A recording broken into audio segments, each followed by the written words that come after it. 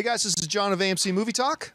And you got your boy Ice Cube from the new movie 22 Jump Street. And we want to remind you that his new movie opens June 13th in AMC theaters everywhere, and you can get your tickets now at amctheaters.com. Get the tickets now, baby. It's funny. We got Jonah Hill, Channing Tatum. Look, we added a digit. It's 22 Jump Street. It's that much funnier. That means it's different than the first one. Go see the damn movie. It's at AMC, y'all. What he said.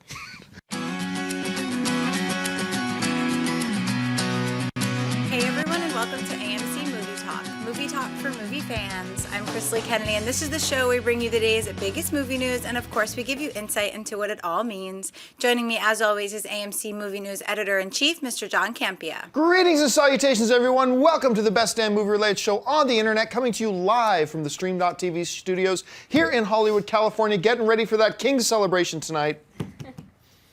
We also have AMC's Alicia Malone. I don't really care much about sport, but I still say go Kings, LA. And we also have AMC's Christian Harloff. I am a Rangers fan, so I want to be quiet, but I will say, man, do I want to hang out with Ice Cube after that clip. Go Bruins! Wait. Sorry. Oh, well. All right, guys, the first official trailer for the upcoming Dumb and Dumber 2 has hit the web. The sequel stars Jim Carrey and Jeff Daniels as Lloyd and Harry head on a road trip to find a child Harry never knew he had, and the responsibility neither should ever be given. Dumb and Dumber 2 hits AMC theaters on November 14th. John, what do you think of the first trailer for Dumb and Dumber 2? Okay, I'm really excited to finally see the trailer. And I gotta tell you, the first third of the trailer, I was completely into. The whole guy where, you've been faking it for 20 years? And the whole catheter joke. It was, because that felt like Dumb and Dumber, right? That felt like they totally recaptured the spirit. Gotta admit, the rest of the trailer didn't do it for me. So I'm just going to sit down now and cross my fingers that this is just them not wanting to put the really funny moments in the trailer. Yeah. And I hope that's true, because it felt like we were back with them. You know, the trailer starts, you see Harry and Lloyd, and it just feels like you just walked out of seeing Dumb and Dumber for the first time, and you just walked back in the room. The rest of the trailer, not so much. The first part did. I'm going to keep my fingers crossed. So, Christian, you saw it. What did you think? Look, I'll tell you why I'm a little nervous for it, and it's not because of Jim Carrey and Jeff Daniels. They, like you said, they look like they just picked right back up. Yeah. They're having fun. Even in the parts that I didn't necessarily laugh out loud was watching the trailer, I'm worried more about the Farrelly brothers. They just haven't been on point in a very long time, and I hope that they get their magic back. Going into another movie that comes out in AMC theaters this weekend, 22 Jump Street, when we saw the trailer for that, I said to myself, I don't know. I just feel like I'm seeing the same thing. I'll wait till I see the movie, and I waited to see the movie, and I loved it. So I hope that this is the same thing, because like you said, the beginning of it starts out, yeah, that's hysterical, and then I'm like, okay, but I fingers crossed. What do you think?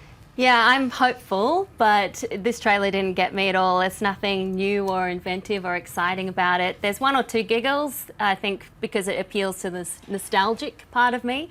But I don't know, maybe it's just me, but it feels a little sad to see Jeff Daniels and Jim Carrey playing these roles 20 years later when they've done such great work. I mean, Jeff Daniels now, I kept thinking about, you know, The Newsroom and Looper and Good Night and Good Luck and these great commanding roles he had. And to see him back there, I don't know, it feels like the Farrelly brothers are just trying to capture any kind of success that they can. Do you think with that though, the fact that if you would have seen that and the whole trailer would have felt like sad, but it was the fact you look at them, they look like they're having fun. Yeah. So I mean, maybe it's just we haven't had a hit in a long time, and we've been talking about it forever.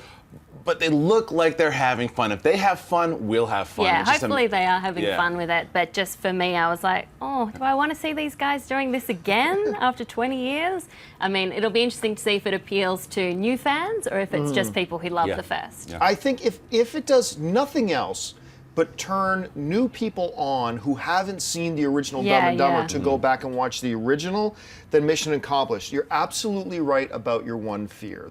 Because the Farrelly brothers, Heartbreak Kid, which you gotta be careful because my wife actually loves that movie a lot. Hall Pass, which I didn't hate, but it was not on par.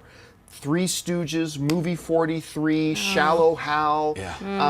It's a spotty track record, but if they can recapture the magic with these guys, if they can get that chemistry flowing again, then I think we're in for something really special. First half of the trailer gave me hope. Second half of the trailer, whatever. I'm going to give it the benefit of the doubt, so. Last part of the trailer, ugh. Spotty's being generous, by the way. All right, what's next? Sony Pictures has announced that they are going to be producing a feature film based on the popular Sonic the Hedgehog game franchise. The film will be CG animated, and the early description sounds like this.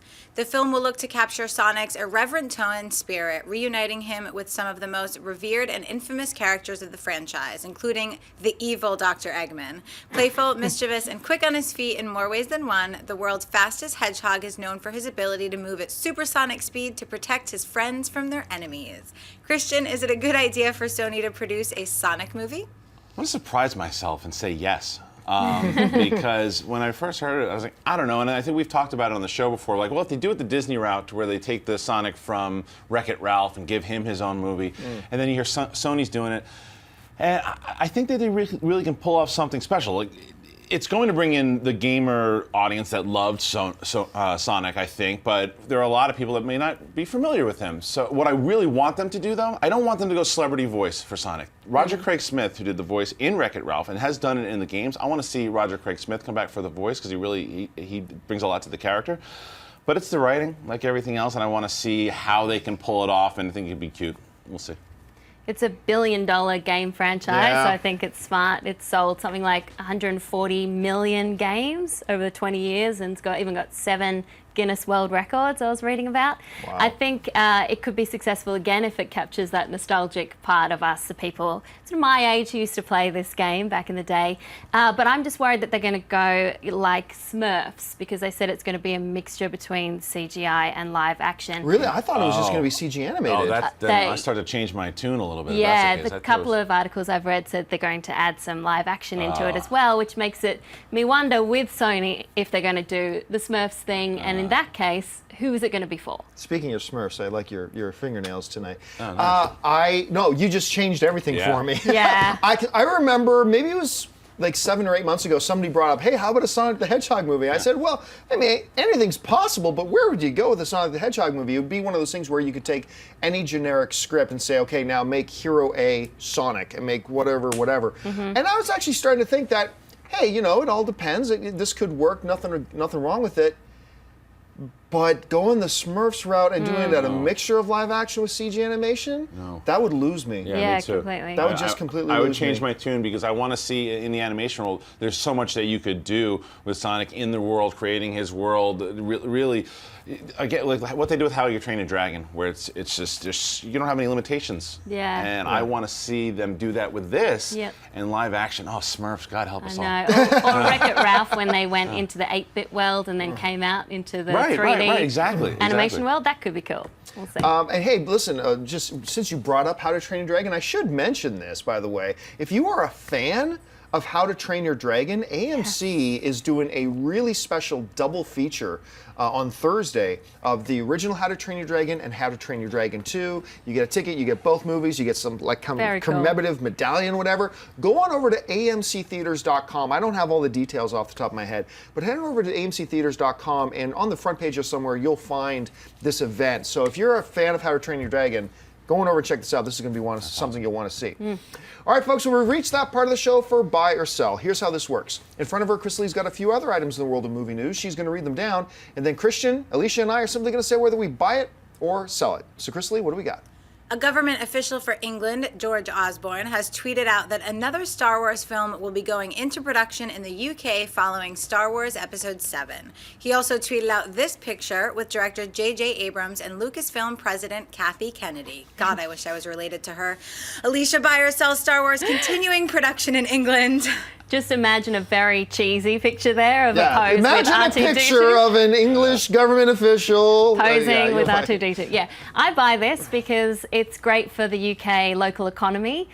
Plus, with tax cuts, that means they can do more with their budget. So hopefully they can take the money that they save from filming there and put it into other areas of the production. Plus, it keeps the legendary Pinewood Studios going, and that's where they shot the James Bond movies.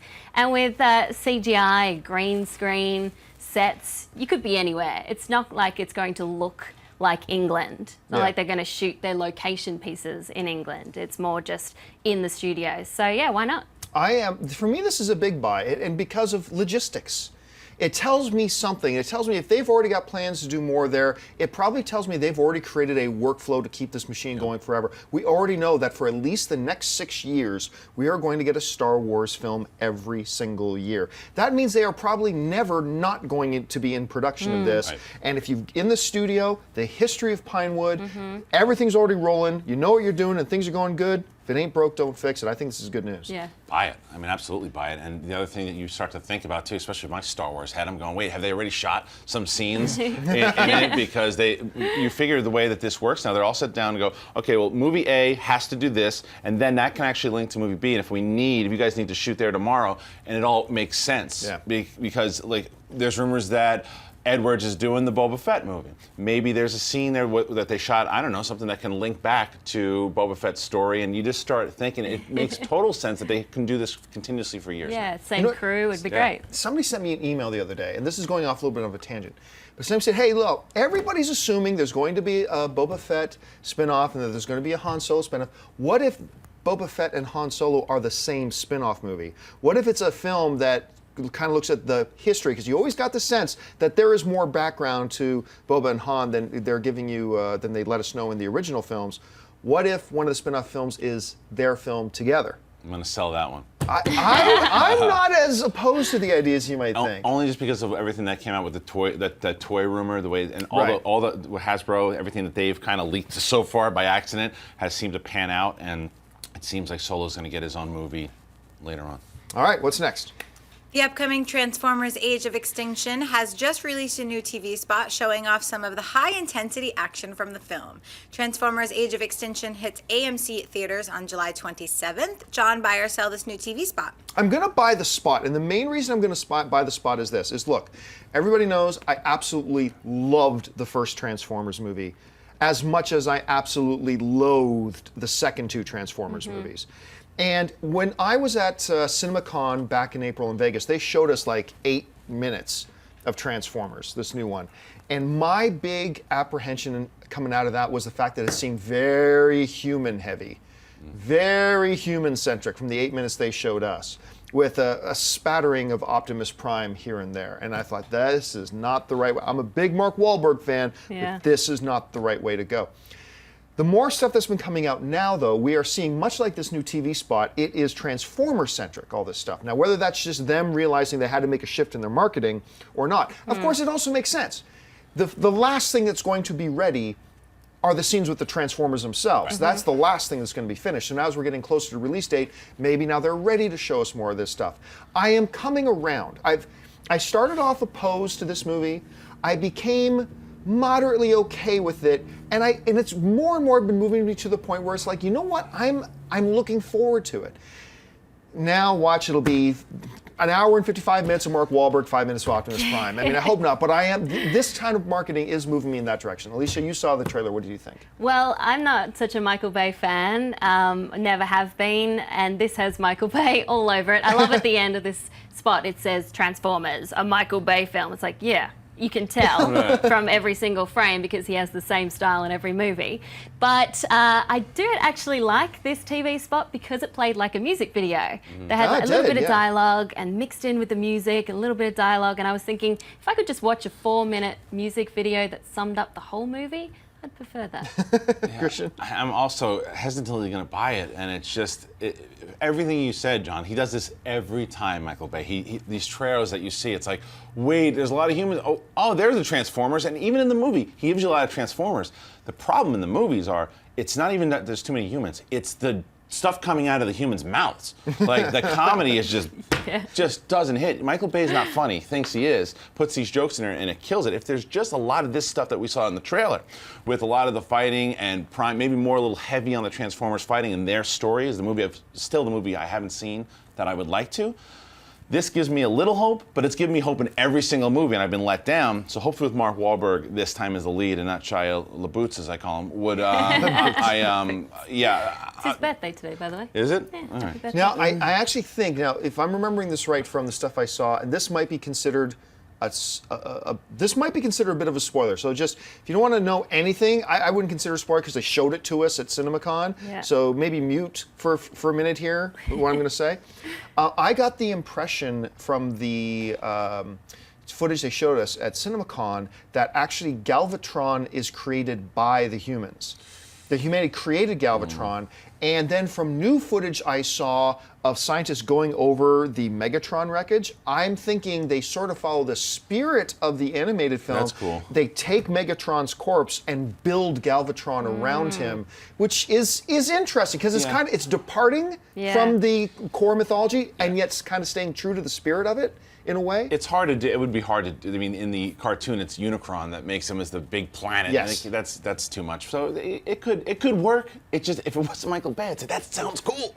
I just worried how he executes. He just doesn't execute. To me, though, I'm not a Michael Bay hater in the sense that he has had a couple of films that for me that have knocked it out of the park for me. Armageddon is admittedly one of my biggest guilty pleasure movies. I actually really like Armageddon.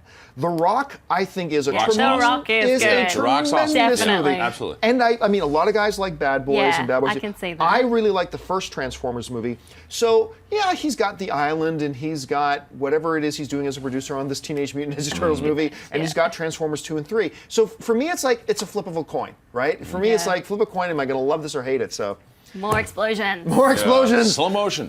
All right, folks, we reached that part of the show for Mailbag. Listen, if you've got a topic or a question you'd like us to address on the show, you can email us anytime at amcmovietalk@gmail.com. Now, listen, if you're watching us live, and we do this show live every day, Monday through Friday at 11 a.m. Pacific Standard Time, you can tweet in some questions at AMC Movie News, and at the end of the show, we're going to save a couple of minutes and take some of your live Twitter questions.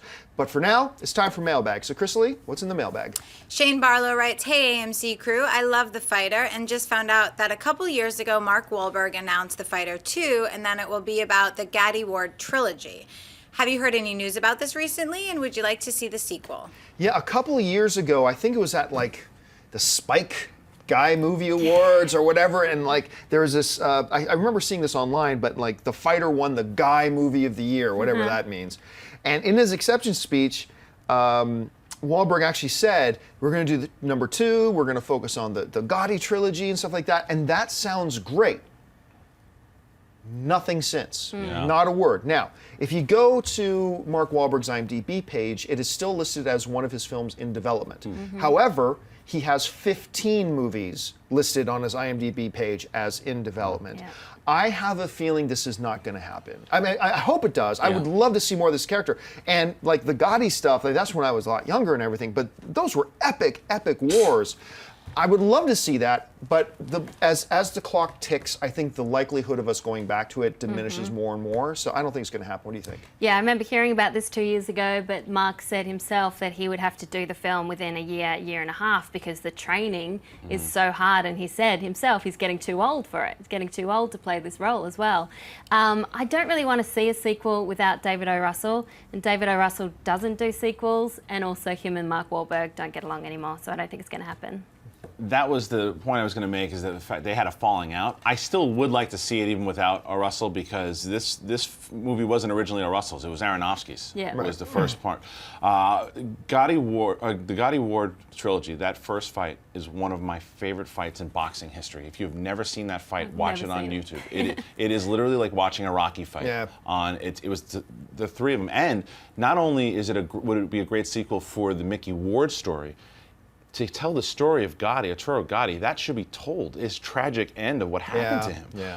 All of that stuff, you could have the back and forth, and to find an actor to play Arturo Gotti is what I would really be excited about. So I hope this happens, and I would almost even hope that an Arturo Gotti story by itself takes place with Mark Wahlberg maybe producing it. Because Mickey Ward was in Gotti's corner after they fought, so that's something that could happen as well. Interesting. All right, what's next? Jeff Davis writes, "First of all, I want to say hello and thank you to all of you for the great work you do. My question is, since they have gone with an older Batman and Ben Affleck, what would you think of them casting Mark Hamill as the Joker? He was the voice of the animated Joker for years and I loved his work. I know that voice acting and live acting are different skill sets, but I just recently got to see him do some stuff as the Joker for an audience and he was great, truly getting into the role. I know it's just a fanboy dream, but I was hoping to hear your thoughts. Thanks for your time and keep bringing the filthy." No. No. Look, you're going to be hard-pressed to find a lot of people that are a bigger fan of the work that Mark Hamill has done vocally in the Batman animated stuff than us. I mean, a huge fan. But there's a couple of things. You said it yourself in the email, right? doing voice stuff and doing live action stuff, two totally different things. And then there's a couple other things. Number one, I don't think they're going to want to go for a Joker that's like 30 years older than Batman. I don't think that's the way they're going to go. But the other thing is this. They're not going to want that Joker in this movie universe. That Joker fits perfectly into that animated Batman world. But in this world, having "Hello, Bats," I can't do his voice, but it's the wrong character. It does not fit, especially coming off of a Heath Ledger Joker.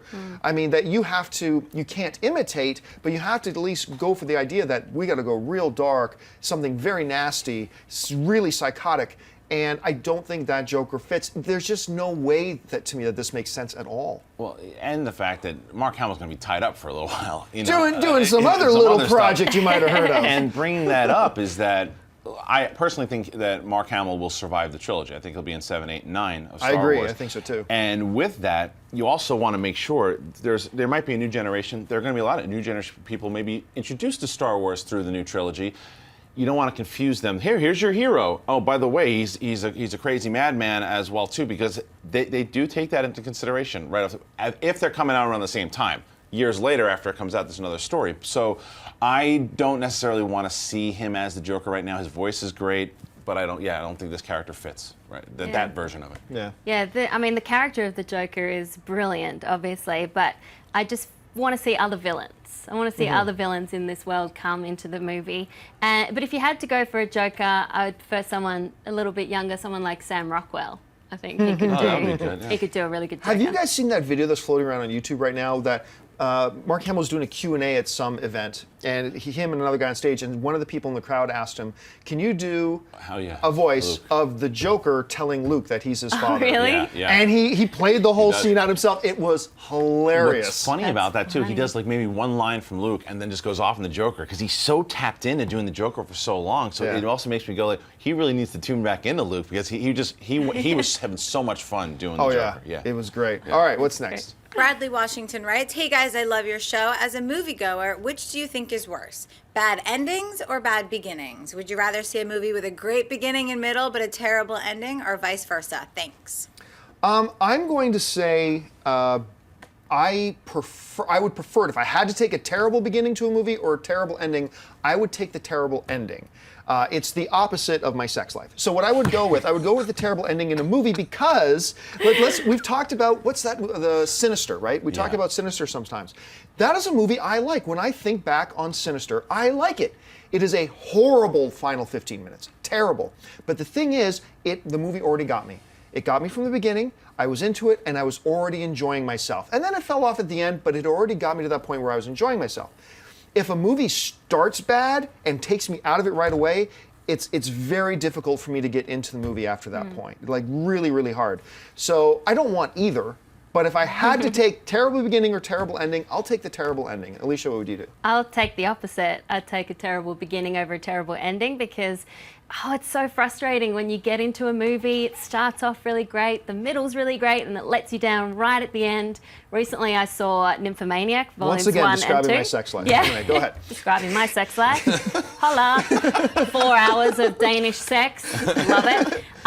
But right at the end, Lars von Trier killed me with that ending, and it frustrated me so much because I had so much invested into it up to the end.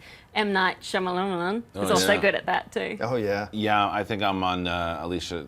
The beginning for me, if I'm watching a movie and I'm like, the first 10 minutes, I'm going, what are we doing here? I might start to bail, and then if it starts to pick up, I'm like, okay, you've got me, and then you deliver with an ending, I leave satisfied. Yeah. If the opposite happens, if I'm watching it from the start and I'm so into it, I'm like, this is the greatest movie ever, and then the end is like, and I'm like, what did I just watch? Why did I invest in this?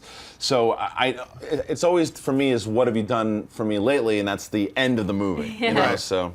Kingdom of the Crystal Skull. Oh, don't even. How dare you, woman? How dare you? That's beginning, middle, and end. Yeah. All right, folks. I said we'd leave a few minutes at the end of the show for your live Twitter questions, and we're going to do that right now. Tweet to us at AMC Movie News. Chris Lee is our gatekeeper. She's picking which questions get asked. So, Chris Lee, what are people asking on Twitter?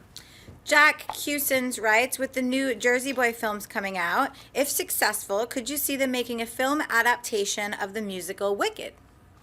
Oh, I believe Yeah. it's in the works. It's happening. Music. I don't know what Wicked has to do with Frankie Valli, but yes, as far as I know, there are already plans for making Wicked into a motion picture. Have you guys heard anything more on that? I haven't heard, but I think it'd be perfect. That's perfect. I want to see it. I definitely would like to see it. Yeah, me too. All right, what's next? I think they were referring to the Broadway play becoming a film Yeah. more Yeah, than Ricky yeah. Valley. Ariel Noel says, will Age of Ultron be the Empire Strikes Back of the Avenger series? You know what? I've not thought of it in those terms, but if they set this thing up where the Avengers suffer a heavy loss at the end, not ultimate defeat, but a heavy loss at the end, it very well could be. I think this is going to be something.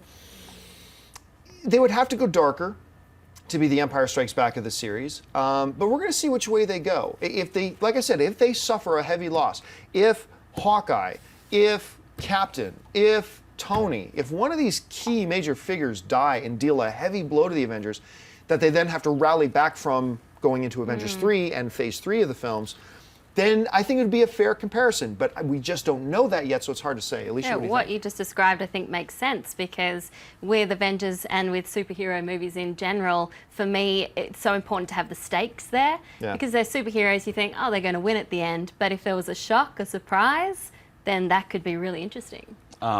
I would like to see that happen, and I would like to see it be The Empire Strikes Back. Normally, a second movie, if they're going into a trilogy of movies, it would set itself up to do that. However, if Joss Whedon does do that, he will become a hypocrite. Because in an interview that he did with Entertainment Weekly, he pretty much says he doesn't like Empire Strikes Back for ending it dark and saying that it just kind of leaves you hanging. So if he does that, it's just like, well, you just kind of took a page out even though you said you didn't like it. So that's, I would actually like it to be, but again, if Joss stays true to his words, it won't be. All right, what's next? Denarius Williams says, since Guardians of the Galaxy is coming, could we see Iron Man joining the team in future films? Keep up the great work. It's absolutely feasible. I mean, Iron Man does do a lot of stuff with Guardians of the Galaxy. I believe he's actually he's only a member of the Guardians of the Galaxy for a while in the comic books, if I'm not mistaken. So it's absolutely feasible and plausible if they don't kill off Tony Stark. Yeah. And I do not think they will. I've said this before. I believe they're going to do Avengers 3 with Robert Downey Jr. as Tony Stark, and then I believe they're going to recast him. I don't believe they're going to kill off the character, nor should they. I think they're going to recast him. So do I think that's what's actually going to happen? No, but it's totally feasible that it could. Anyway, Christian, what do you think? It's contract stuff too. It's a matter of Yeah. what they can get him to do. Because I know Favreau was making a pitch for, I guess, for him to do Iron Man 4 if he could do that. So you never know if he's going to show up in that. And Marvel would want to use him in Avengers 2, 3, and then if they could get him for Iron Man 4. So throwing him in just a piece in Guardians, I don't know. But I also think that there were rumors at one point that the end credit scene of Iron Man 3 was supposed to be him in Guardians. So right. it could be cool to see him. I mean, anytime you put the Avengers that we know and love into a new franchise that we don't know yet, yeah, that'd be great. Yeah, I'm interested to see what happens post-Guardians, how they set it up, how those characters in particular, because they're such strange characters, will work with the rest of the Marvel Universe. So I have no idea, but I'm looking forward to seeing it. All right, what's next? Dave Reeves says, have you guys seen the trailer for Earth to Echo, and what did you think of it? I'm intrigued. I'm not going to say I'm jumping up and down about it, whatever, but I also, when I heard about the premise of Earth to Echo, I'm like, but I saw the trailer, I was like, oh. So that's my reaction at this point. Anyway, have you guys had a chance to I see it yet? haven't seen it. I have, and it reminds me. It's like E.T. meets Yes. Short Circuit meets Yeah. batteries not included, and Bit it's of Super 8, I'm maybe? so glad you mentioned batteries not Yeah. included. Nobody mentions that movie anymore. Well, yeah. So it's one people should watch for sure. It's got a hope for me that I Super 8 I didn't love. I didn't like it. And I liked it. I like the first half of it, and I Me want too. to see. I like that almost like a Goonies element too, Yeah, where you have yeah. these kind of. We haven't had a movie like that has really popped yet with a young kid new adventure. audience. Yeah, Yeah. and this type of heart that E.T. had. I'm hopeful. Maybe we're too old. Maybe. I live with that every day. All right, let's take two more real quick. Brian Healy says, who is a talented actor that comes to mind for you who you never understood why they didn't hit the heights they should have? First guy that always comes to mind for me is David Morse. David Morse for me is just, where they're talking about The Rock and you're talking about a lot of these other films. He is a guy, and he got a TV show for a while where he was like a cab driver that went out and corrected injustices in the city. He's this big, menacing, huge guy, tremendous actor, just fantastic. The other guy that always comes to mind, why am I forgetting his name? He played Kyle Reese in the original Terminator. Michael Biehn. He was another guy that I always thought, from being a kid on, that this guy should be an A-list talent in Hollywood, and he's not. And I understand he had a few problems, but I really thought he should have been big too. The guy that I'm gonna say is that he is a guy that has hit superstardom, but has not had the career everyone thought he was gonna have, and that's Colin Farrell. Colin Farrell, for me, has been a guy, when he came out in Minority Report, everyone was saying, this is going to be a huge, like the biggest movie star ever. And he's one of my favorite actors out there, but he continuously is in movies that don't do well. I still think he should have been nominated for an Oscar for Saving Mr. Banks. I completely agree. He was so good in that movie. Completely agree. I think his past choices hurt him there, honestly. And then I didn't mind him in the Total Recall remake. There's a lot, but those movies didn't pop. So I want to see him achieve the career that I think that he should have, because the guy is beyond talented. And I thought he was, I don't care what you say. I don't care what any of y'all say. I thought he was great as Bullseye. I loved him as Bullseye. Okay, anyway, Alicia. We're the only ones who like it, John. Yes, that's right. It's true. Well, I'm just thinking about people that I'd like to see have more success. And one guy is Aussie, of course I think of that, is Ben Mendelsohn. He's had small roles in things like Dark Knight Rises, but he is a brilliant actor, and he's got such a great career in Australia. I think he could really play on the big stage here in Hollywood, particularly with villains, because he's so good at playing bad guys. He's great in Place Beyond the Pines. Yeah. All right, last question. This one's a fun one. Captain Redbeard wants to know, if you were a superhero in a movie, what superhero power would you have? Oh, we could make him up. What? Honestly, I'm such a nerd. Everyone went silent. No, because I'm such a nerd. I literally So thought many about this in options. my car yesterday by myself. No one even asked me this. It's like, who's reading my mind? I would like to just do time travel, but not necessarily have to change anything. Be able to watch stuff. I like to be able to go back and be able to watch anything that I want and just be able to do it that way. I think it'd be a lot of fun. I'm very vanilla in the sense that the two that usually come to me is either super strength, but the one that usually wins for me is flight. Yeah. And that's ironic because I am terrified of heights. Maybe that's why. Maybe that would. I want power. Right. Yeah. Thank you. I don't have to go to therapy anymore. Yeah. You just solved my problem. I'd like to be Mystique and just change my appearance. yes. That would be cool, so I could look like anyone. And also, sorry, let me cut you off. Teleportation. Teleport, because you would put the airlines right out of business. Traffic, you won't have to deal with that.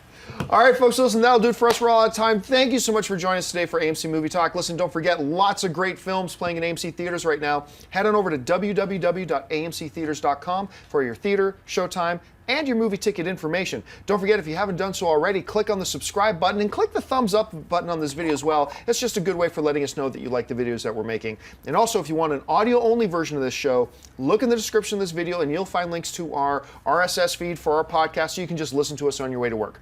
I want to thank the people sitting at the table with me. First of all, sitting to my right, Miss Alicia Malone. Alicia, where can people find you online? You can see my site, malonesmovieminute.com, or find me on YouTube /Movies on My Jam. And of course, sitting right beside her, Mr. Christian Harloff. Christian, where can people find you online? You guys can go check out my website, schmozno.com. I'd love to get your thoughts and opinions on the site. Come on and check it out. And of course, our host today, Miss Chrisley Kennedy. Chrisley, where can people find you online? You guys can find me on Twitter @Chrisley and check out my YouTube, The Movie Chick. 2K is just like me. And of course, you can find me on all the various social media channels just @John Campia. Thanks a lot for joining us, guys. My name's John Campia for AMC Movie News, and until next time, bye-bye. Hey everyone, if you like this video, click that thumbs up button and make sure to subscribe to our AMC Movie News YouTube channel. It's free and helps you stay up to date with all the latest movie news, as well as our daily AMC Movie Talk show. Also, make sure that you follow us on Facebook and Twitter to stay up to date with all of our special promotions, contests, and prize giveaways.